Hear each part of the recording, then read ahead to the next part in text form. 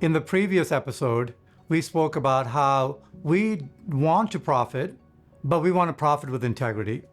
We don't want to subscribe to this make all you can, to give all you can mindset, because we do believe that the Bible, that God wants us to make our profits in ways that also promote flourishing and goodness in the world.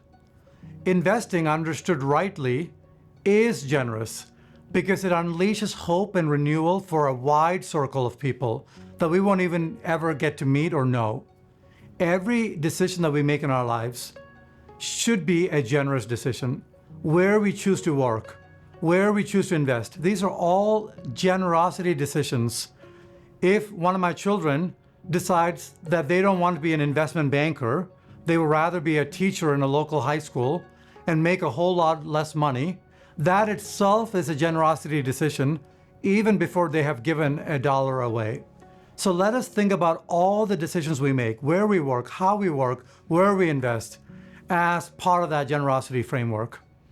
At Eventide, we want to invest in companies that are promoting the common good, promoting human flourishing. We also have a part of our investing is put into something that we call the Economic Empowerment Initiative. We partner with World Vision's Vision Fund. We also partner with Hope International.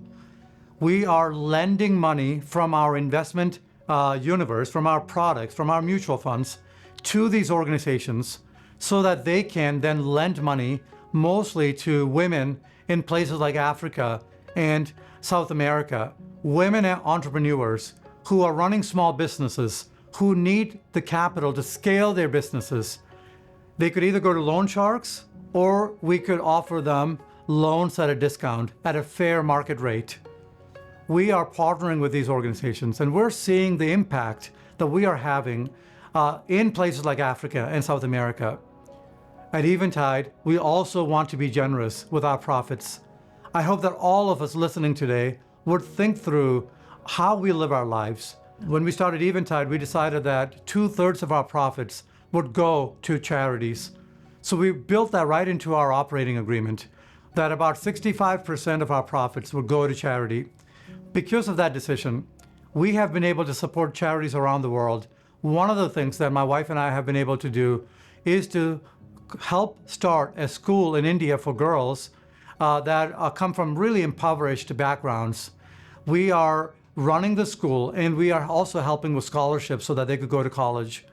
It's been incredible to see how these nonprofits are prospering alongside the growth of Eventide. I recently was thinking about the widow in the Bible. The Bible talks about how Jesus was watching her giving. Jesus was more pleased and more impressed with the giving of this poor widow more than all the rich people that gave lots of money away. There was a pastor named Mark Dever who said that Jesus was more pleased with her giving, not because of how much she gave, but because of how much she kept. Her giving was sacrificial. Let us live sacrificially. Coming back to Romans 12, we've kind of gone through this Romans 12 passage throughout these episodes. Verse 1 says, I beseech you, therefore, brothers, in view of God's mercies, to offer our bodies as living sacrifices, holy and pleasing unto God, for this is our spiritual act of worship. As Christians, let us think sacrificially across all areas of our lives, how we live, how we work, how we invest. Investing, understood correctly, is generous.